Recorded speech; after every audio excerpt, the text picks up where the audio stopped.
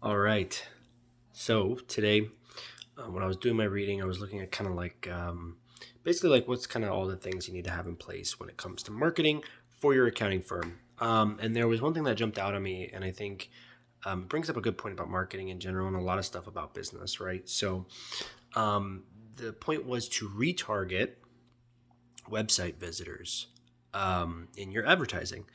And so, what does that really mean? Well, if you don't know, there are pieces of code you can put on your website from Google and Facebook that will collect data about your website visitors, and you can not only retarget those specific visitors in your ads. That's part of what you're accepting when you go to a lot of websites is they can track you as you go to other places and advertise to you. If you didn't know that, now you know, right? Big shocker in 2022. So not only can you specifically advertise to your website visitors, but in a lot of cases, you can actually advertise to other people who are like those visitors in some way. So in all these social media platforms, look, if the product is free, the product is you, right? So they are collecting data on all their users and finding similarities among them is one of those really lucrative parts of what those companies do. That's why so many people advertise on them. So you can actually retarget to a group of people that are a lot like your website visitors or a lot like those people who schedule meetings with you. You can set up, you can look up tutorials online for free on how to do those things for Google and for Facebook. Those are probably the biggest two you'd want to do.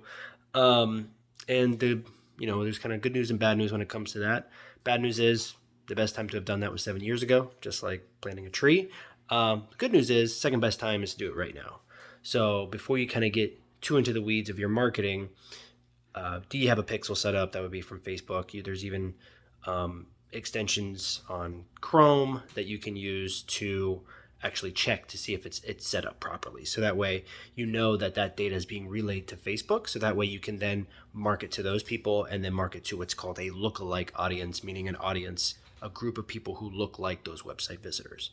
And you can do the same when it comes to if there's a calendar link on your website, you can do that. Or even if somebody books a call with you online and then it takes them to the thank you page, you set up that code on the thank you page, and you can do the same thing when it comes to retargeting those folks or advertising to a group of people that look a lot like those people too. So you can imagine as you collect more and more information, more data, that would be a very valuable group of people to be able to target because they're taking a type of action that you'd want them to take, namely booking a meeting.